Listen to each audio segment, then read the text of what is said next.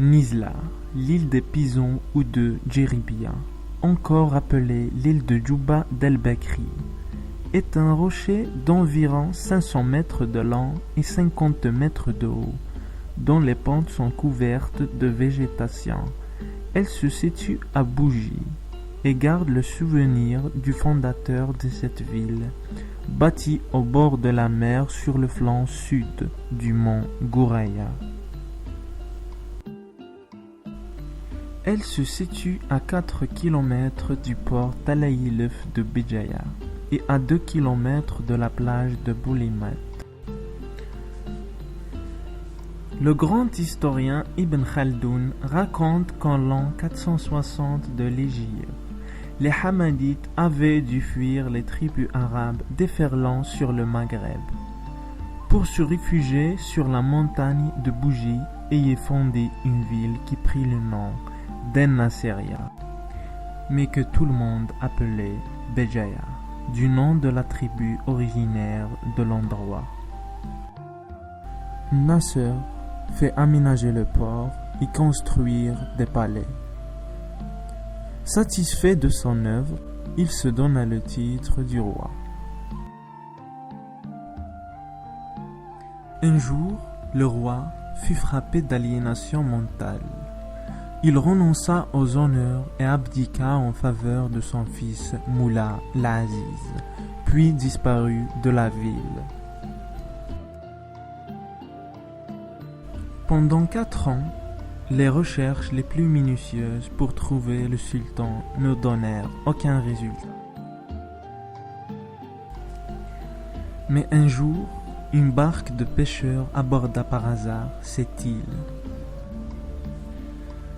Les pêcheurs ont découvert sur le rocher un anachorète presque nu, d'une maigreur effrayante. C'était Moula Nasser. Comment avait-il pu vivre tant d'années seul sur un roc aride?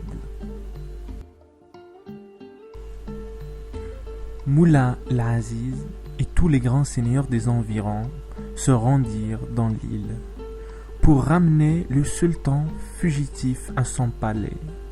Mais il resta inébranlable dans sa décision et mourut quelque temps plus tard sur son rocher dans l'isolement et le silence.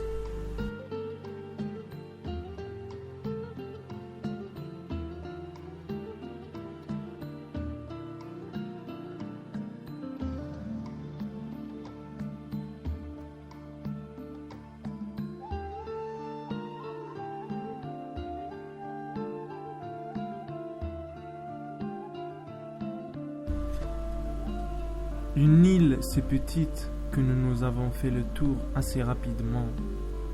Quelques jeunes se baignaient dans une eau magnifiquement transparente.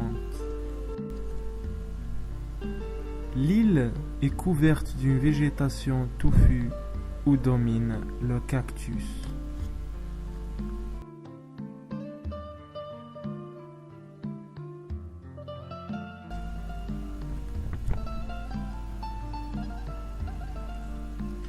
Sur son sommet, un rocher qui a la forme d'une grosse tête de cheval.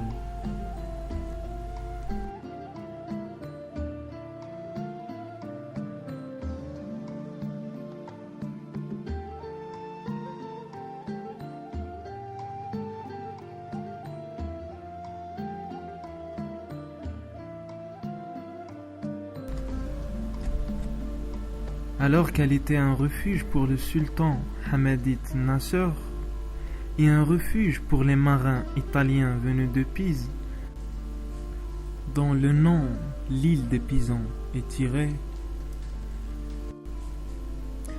Aujourd'hui, c'est un refuge pour de multitudes d'oiseaux marins.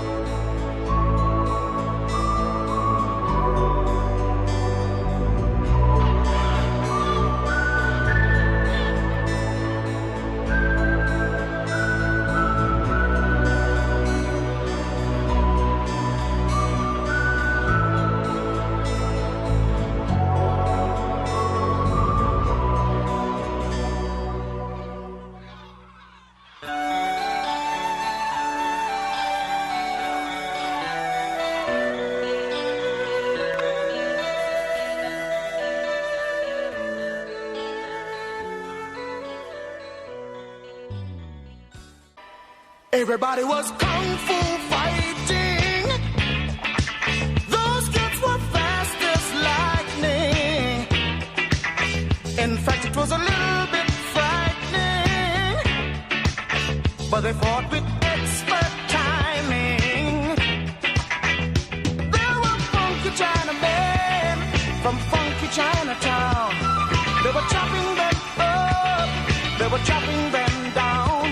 It's an ancient Chinese art, and everybody knew their part. From a fainting to a step,